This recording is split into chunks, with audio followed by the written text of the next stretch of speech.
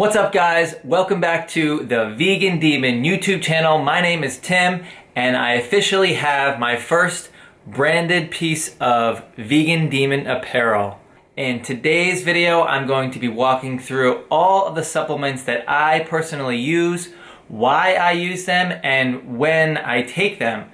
So let's get into the very first one. So the first supplement that I'm going to talk about is probably the most popular supplement in the fitness industry, and that is protein powder. It doesn't matter if you are vegan or not. Most people use protein powder to supplement their diet to increase the amount of protein that they can intake. So actually for vegan proteins, they are usually based off of pea or brown rice or soy. So the one that I use is from the Now Sports brand, this big jug. This is a pea protein that I use. It is unflavored, and I like it because it has very good macros. It has a high amount of protein, low fat, low calories, low carbs. So that's exactly what you want in a protein powder, is just protein. Another protein powder that I like is from the My Protein brand. This one is called My Vegan. This one is a clear vegan protein that basically tastes like juice when you mix it in water. So I really like that one just to have in my shaker. The first one, the unflavored pea protein, isn't the best to just drink on its own, but when I mix it in my smoothies, it really doesn't matter because the fruit and the seeds and everything else that I'm including in the smoothie kind of masks the non-flavored protein powder. Another brand that I really like is called MRM. That one is also very good tasting. I believe it's pea protein based. I can put a picture of what the protein looks like on the screen if you're interested in trying it out. So when should you take this protein? Typically, I like to take it within 1 hour of completing my workout. Even if you don't work out on a specific day, you can still take it at any point just to sort of supplement your protein dosage throughout the day, in the morning in your smoothie for breakfast, or just throughout the day as a general shake is fine as well. So why would you want to take this protein powder? It's basically what I mentioned earlier, to supplement your regular diet where you are taking in protein from food. You can use this protein powder to increase your daily amount of protein that you're intaking to increase your muscle protein synthesis, which will help your muscles grow. So the second supplement that I take that I'm going to get into now is creatine. So I like to use any brand of creatine. This is the one that I brought back from the US. I still have some left over. It doesn't matter which brand that you use, but I like to use the formula that is called CreaPure, which is used across a variety of different brands. This is the best rated and most tested formula of creatine, and that I find to be the best and most effective. So when should you take creatine? There are a lot of different articles. If you just Google when to take it, they say before your workout, after your workout, during your workout. What I found, it doesn't really matter when you take it as long as you take it regularly and consistently every single day. Usually the recommended dose is about 5 grams. So why should you take creatine? Well, it is the most tested supplement in the fitness industry, even more than protein powder. So it's tested, it's safe, and it's been shown to increase muscle strength and endurance. And it also increases water retention within the muscles, which also helps with muscle protein synthesis. It has been also shown to have additional benefits even outside of exercise, including areas related to the brain and decreasing the risk of disease related to Parkinson's and Alzheimer's. So even outside of exercise, there are benefits for using creatine. So the next supplement that I'm going to get into is beetroot powder. This is the beetroot powder that I use. It really doesn't matter what brand you use as long as it is beetroot powder or beetroot crystals. You'll also find you typically just mix it in water and you can drink it about an hour before you intend to strength train or run. So beets naturally contain nitrates, which help dilate the blood vessels to improve blood flow, muscle endurance, and stamina. So if beets naturally contain this, the beetroot powder is actually a concentrated version of this to actually increase the effect of those nitrates in your exercise. I especially recommend beetroot powder for runners.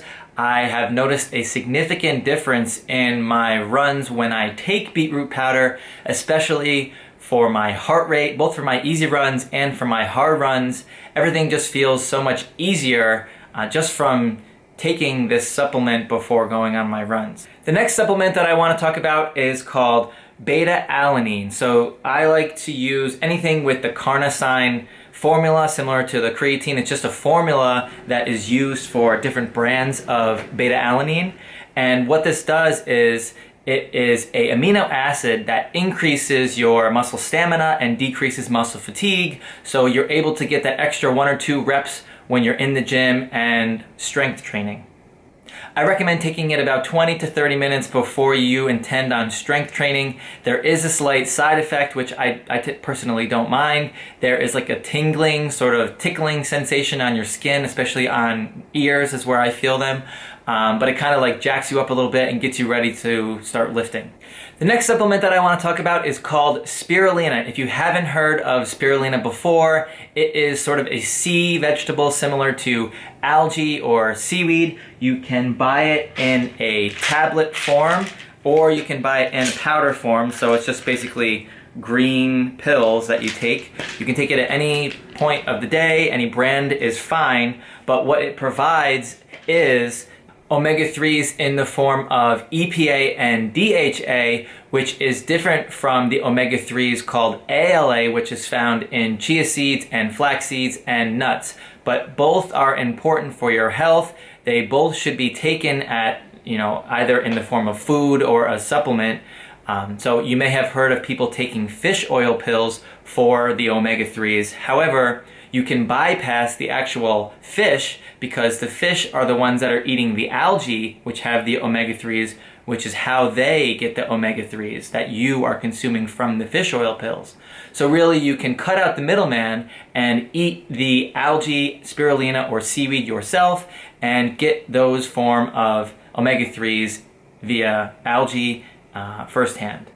The next supplement that I want to talk about is vitamin B12. This is especially a hot topic among vegans because they're often joked about for being deficient in vitamin B12 because they're not eating animal products. However, you can take a supplement that is for B12. I use this one here, and they're actually in really high doses, so I typically take about half of a tablet every week or so.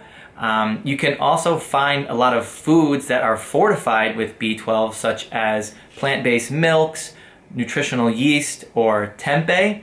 B12 is naturally found in bacteria in the soil. It is not naturally found in animal products, despite popular belief. They are injected with B12 supplements, and therefore they are high in vitamin B12.